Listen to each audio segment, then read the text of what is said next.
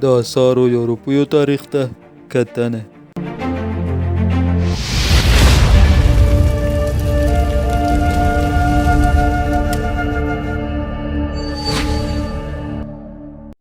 هغه وخت کله چې انسانان نړۍ ته راغلو نو د آسوده ژوند د تیرولو په پار یې په خپل منځ کې کاروبار یعنی راکړه ورکړه پیل کړه. یو انسان په یوازې سر دومره طاقت او قوت نه لرلو چې ځان پوره کړي، یعنی چې د به یو شی جوړ کړي یا کرلی و هغه به د ژوند ضرورت هیڅ کله نه پوره کول او د دې ضرورتو د پوره کولو په پار به د نورو انسانانو سره کاروبار کول. د نن څخه زرګونه کلونه وړاندې خلکو د کاروبار یا راکړې ورکړې لپاره د بارټر سیستم څخه استفاده کوله.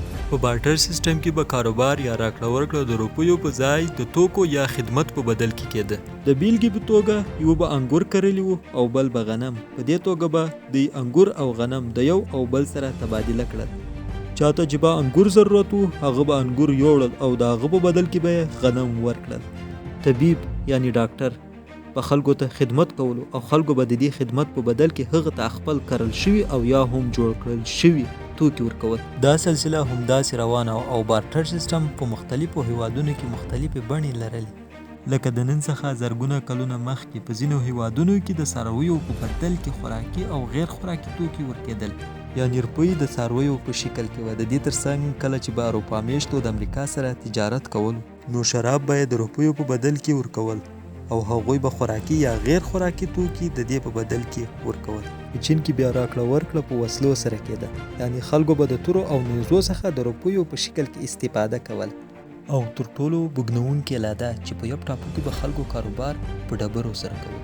یب ټاپو د ځمکې په سر یو داسې ځمکه وله چې هلته هیڅ کومه ډبره موجوده نه وه او هر هغه کس چې د دې ټاپو څخه به یې سفر وکړ نورو هیوادونو ته او د ځان سره به یې ډبرې راوړې او دغو ډبرو به په دې ټاپو کې د روپیو حیثیت لرلو او د هر انسان سره چې به څومره ډیرې ډبرې وي هغه به هم دومره شتمن و او د دغو ډبرو په بدل کې به هغوی خوراکي او غیر خوراکي توکي اخیستل.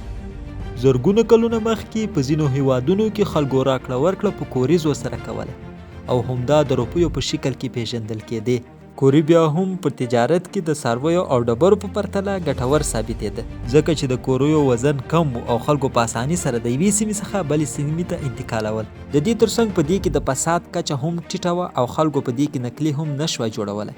بارټر سیستم چې د پیل څخه یې ګڼ شمېر ستونزې د ځان سره لرلې. په دغو ستونزو کې تر ټولو ستره ستونزه چې بارټر سیستم یې د ناکامۍ سره مخ کړی و هغه د موسمونو بدلیدل و، ځکه هغه کسان چې په اوړي کې به یې داسې څه کرل چې حاصلات به یې په اوړي کې ورکول، ځکه کوم کښت چې دوی په اوړي کې کړی هغه ژمي ته تر رسېدو د مخه په اوړي کې لا ختم شوی چې د دې عمله به دوی نشو کولی چې په ژمي کې د نورو تجارانو سره تبادله وکړي او د ژمي لپاره د اړتیا وړ شیانو زمینه برابره کړي. د دې ترڅنګ ګڼ شمېر داسې نورې ستونزې هم ولې چې د بارټر سیستم په ناکامۍ دلالت کول.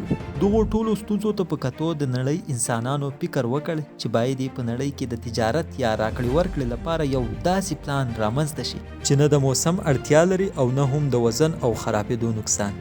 دغه ټولو ستونزو ته په کتو دوی وتوانېدل او د حضرت محمد صلی الله علیه وسلم د ولادت څخه 1270 کلونه مخکې لومړی روپۍ په لاډیا هیواد کې جوړه او ګټې اخیستلو ته وسپارل شوه.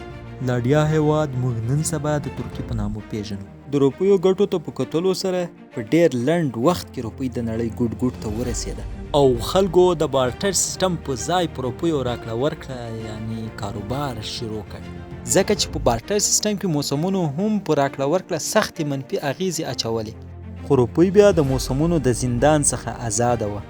روپۍ په لومړیو پیړیو کې د سرو او سپینو زرو څخه جوړېدلې، خو د وخت په تېرېدو د بارټر سیستم په څېر د روپیو شکل هم بدل شو او روپۍ د سرو زرو څخه کاغذي نوټ ته واوښته او په کال 1980 زیږدیز کال کې لومړی کاغذي نوټ جوړ شو. کاغذي روپۍ تر ټولو لومړی په چین کې جوړه شوه او بیا د وخت په تېرېدو د نړۍ نورو هیوادونو ته هم انتقال شوه او همدا کاغذي روپۍ را روانه ده تر دا نن تاریخه پورې. محترمو دا وه زموږ نننۍ خپرونه چې ستاسو خدمت ته مې وړاندې کړه. زموږ چینل در سره سبسکرایب کړئ او ویډیو هم در سره لایک کړئ. مینه او مننه.